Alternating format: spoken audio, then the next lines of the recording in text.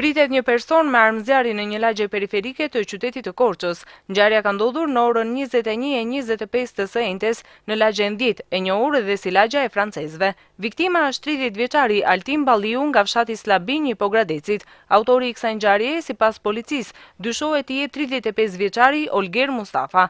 Edhe për policinë lokale, Mustafa rezulton i skeduar me precedent të mëparshëm penal.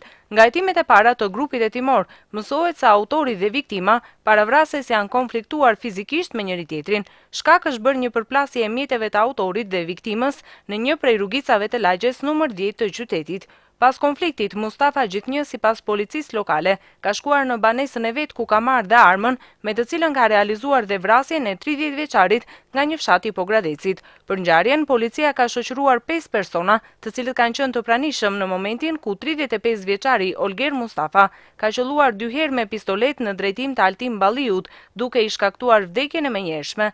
35 vjeçari i dyshuar si autori i ngjarjes është pallur në kërkim nga ana e bluve të Juglindjes, ashtu siç janë në kërkim dhe persona të tjerë që gjithnjë sipas policisë kanë qenë në shoqërinë e viktimës në momentin kur 2 personat janë konfliktuar, si dhe në momentin e vrasjes.